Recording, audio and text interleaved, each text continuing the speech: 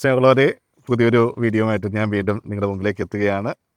അപ്പോൾ കഴിഞ്ഞ പ്രാവശ്യമൊക്കെ പറഞ്ഞത് ഓർമ്മയുണ്ടല്ലോ, സബ്സ്ക്രൈബ് ചെയ്യാത്തവരൊക്കെ സബ്സ്ക്രൈബ് ചെയ്യുക, അങ്ങനെ മറ്റുള്ളവരിലേക്ക് ഷെയർ ചെയ്യുക. എങ്കിൽ മാത്രമാണ് എനിക്ക് നിങ്ങളോട് കൂടുതലായിട്ട് സംബന്ധിക്കുവാൻ സാധിക്കുകയുള്ളൂ. അപ്പോൾ അതുകൊണ്ട് സബ്സ്ക്രൈബ് ചെയ്യാത്തവരൊക്കെ ഒന്ന് സബ്സ്ക്രൈബ് ചെയ്യുക.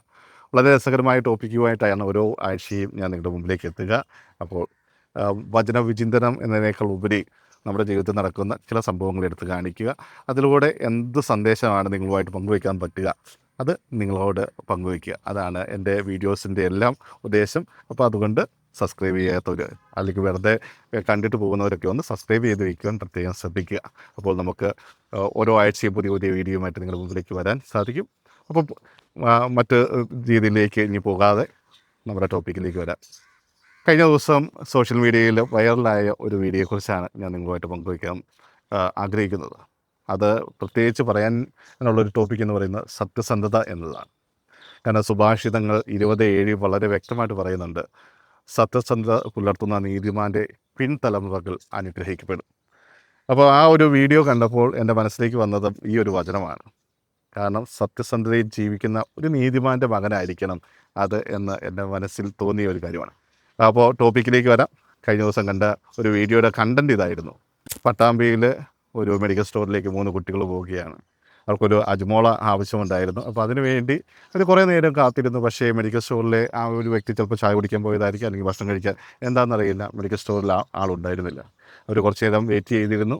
അതിനുശേഷം ആളെ കാണാതെ വന്നപ്പോൾ എന്താണ് ചെയ്തത്, അവർ പതിയെ അജ്മോള എടുക്കാനുള്ള പ്ലാനിലേക്ക് പോയി. അപ്പോൾ അതിനു മുമ്പ് അവർ നോക്കിയപ്പോൾ CCTV ക്യാമറയുണ്ട്. അപ്പോൾ ആ ക്യാമറയുടെ മുമ്പിൽ അവരൊരു കുറിപ്പ് എഴുതി കാണിച്ചു, ഞങ്ങൾ ഒരു അജ്മോള എടുക്കുകയാണ്, അതിൻ്റെ കാശും അതിനോടൊപ്പം വയ്ക്കുന്നുണ്ട്, നിങ്ങൾ വേണമെങ്കിൽ CCTV പരിശോധിച്ചു ഉള്ളൂ എന്ന് പറഞ്ഞ് ഒരു കുറിപ്പ് എഴുതിയിട്ടാണ് ആ കുട്ടി മുന്നോട്ട് പോയത്. അപ്പോൾ ആ വീഡിയോയിൽ വൈറലായപ്പോൾ എല്ലാവരും പറയുന്ന ഒരു കാര്യമുണ്ട്, ആ കുട്ടിയുടെ വളർത്തുഗുണമാണ് ആ കുട്ടിയെ കൊണ്ട് അത് ചെയ്യിച്ചത്. തീർച്ചയായും സുഭാഷിതം 20:7 പറയുന്നത് അതുതന്നെയാണ് അല്ലേ? സത്യസന്ധത പുലർത്തുന്ന നീതിമാൻ്റെ പിൻതലമുറകൾ അനുഗ്രഹിക്കപ്പെടും. തീർച്ചയായും ആ കുട്ടിയുടെ മാതാപിതാക്കളിൽ നിന്ന് പഠിച്ച ഒരു ഗുണം തന്നെയായിരിക്കണം ആ കുട്ടിയെ ആ ഒരു സത്യസന്ധതയിലേക്ക് നയിച്ചത്. അപ്പോൾ അത് നമ്മോട് പറയുന്ന ഒരു കാര്യമുണ്ട്, എൻ്റെ കുട്ടിയും അതുപോലെ സത്യസന്ധത പുലർത്തണമെങ്കിൽ ഞാൻ ആ ഗുണം എൻ്റെ കുട്ടിക്കും പകർന്നു കൊടുക്കണം. എങ്കിൽ മാത്രമാണ് ആ കുട്ടിയിലും ആ സത്യസന്ധത ഉണ്ടാവുക. പലപ്പോഴും ചെറിയ കാര്യങ്ങൾ വിശ്വസ്തത പുലർത്തുന്നതിനെക്കുറിച്ച് ബൈബിൾ വളരെ മനോഹരമായി പറയുന്നുണ്ട്, വലിയ കാര്യങ്ങൾക്ക് അവരെ ഉത്തരവാദിത്വം ഏൽപ്പിക്കുമെന്നുള്ളത്. അപ്പോൾ ഓർക്കുക, സത്യസന്ധത എന്ന് പറയുന്ന ഗുണം നമ്മുടെ ജീവിതത്തിൽ ഏറ്റവും ആവശ്യമായ ഒന്നാണ്.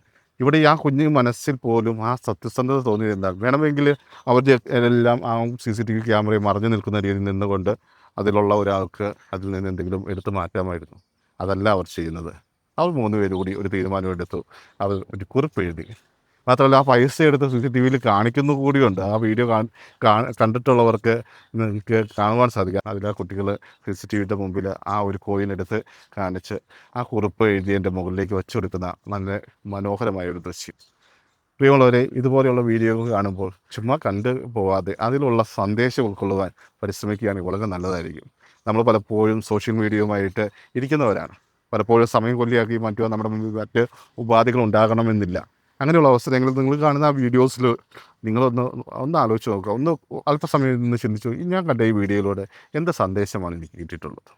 അങ്ങനെ ചിന്തിക്കുമ്പോൾ ഒരു പക്ഷേ അടുത്ത വീഡിയോ കാണുമ്പോൾ നമ്മുടെ ജീവിതത്തിന് ഉപകാരപ്പെടുന്ന എന്തെങ്കിലും ഒരു മെസ്സേജ് അതിൽ നിന്ന് കിട്ടും.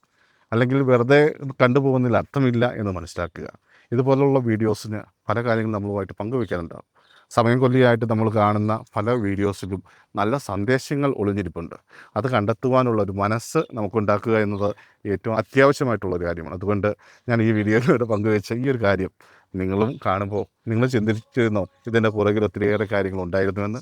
അതോ ഇതിൻ്റെ പുറകിൽ ഇതുപോലെയുള്ള ഒരു സന്ദേശം നമുക്ക് കണ്ടെത്താൻ സാധിക്കുമെന്ന് നിങ്ങൾ ആലോചിച്ച് നോക്കിയിട്ടുണ്ടോ? അങ്ങനെയെങ്കിൽ ഓർക്കുക, നിങ്ങൾക്കും ഒത്തിരിയേറെ കാര്യങ്ങൾ ഇതിലൂടെ കണ്ടെത്താൻ സാധിക്കും. അപ്പോൾ പുതിയൊരു വീഡിയോയുമായിട്ട് നിങ്ങളുടെ മുമ്പിലേക്ക് വരുമ്പോൾ അതിനു മുമ്പ് നിങ്ങൾ ഈ വീഡിയോ കണ്ടപ്പോൾ നിങ്ങൾക്ക് തോന്നിയ അനുഭവങ്ങൾ പങ്കുവയ്ക്കുവാൻ തയ്യാറാവുമെങ്കിൽ വളരെ നല്ല ഒരു കാര്യമാണെന്ന് ഞാൻ ആഗ്രഹിക്കുന്നു. അതുപോലെ നിങ്ങൾ കണ്ടിട്ടുള്ള മറ്റ് വീഡിയോസും ഞാനുമായിട്ട് പങ്കുവയ്ക്കുകയാണെങ്കിൽ തീർച്ചയായും അതിൽ ഉൾക്കൊണ്ടിരിക്കുന്ന ഒരു സന്ദേശം നിങ്ങളുമായിട്ട് പങ്കുവയ്ക്കാൻ എനിക്ക് സാധിക്കും. അപ്പോൾ അതിനും പരിശ്രമിക്കാം. അപ്പോൾ പുതിയൊരു വീഡിയോയുമായിട്ട് നമുക്ക് വീണ്ടും കാണാം. അതുവരെ ക്ഷമയോടെ കാത്തിരിക്കും.